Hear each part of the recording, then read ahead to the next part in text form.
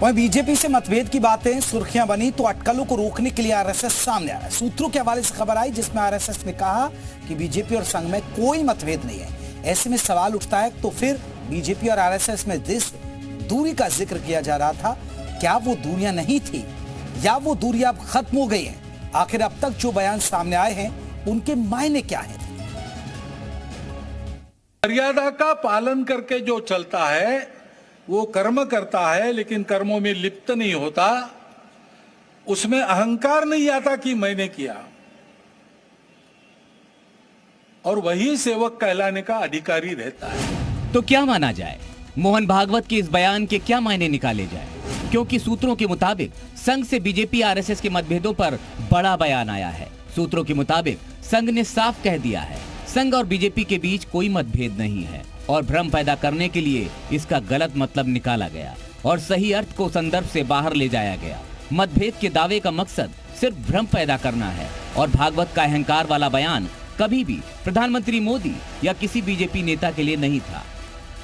मान लिया जाए कि बीजेपी और आरएसएस के बीच कोई तनाव नहीं है, लेकिन उन बयानों का क्या जो चुनाव परिणामों के बाद आरएसएस की तरफ से दिए गए? आखिर आरएसएस के वरिष्ठ प्रचारक इंद्रेश कुमार के अहंकार वाले बयान के क्या मायने थे? हालांकि कुछ ही समय में उन्होंने अपने इस बयान से किनारा भी कर लिया। नंबर 2 पर खड़े कर दिया। इसलिए जिस पार्टी ने भक्ति की अहंकार आया उसको 241 पर रोक दिया, पर सबसे बड़ी बना दी। देश का वातावरण इस समय में बहुत स्पष्ट है। जिन्होंने राम का विरोध किया वो सब सत्ता से बाहर हैं। जिन्होंने राम की भक्ति का संकल्प लिया आज वो सत्ता में है। आरएसएस ने भी इसे इंद्रेश कुमार का पर्सनल बयान बताया था, लेकिन इससे पहले 10 जून को संघ प्रमुख ने भी अहंकार पर बयान दिया था। मर्यादा का पालन करके जो चलता है वो कर्म करता है, लेकिन कर्मों में लिप्त नहीं होता। उसमें अहंकार नहीं आता कि मैंने किया,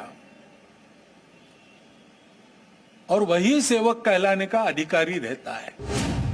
तो दूसरी तरफ आरएसएस के मुखपत्र माने जाने वाली पत्रिका ऑर्गेनाइजर में महाराष्ट्र में एनडीए गठबंधन की आलोचना की गई, जिसमें एनसीपी और शिंदे शिवसेना शामिल हैं।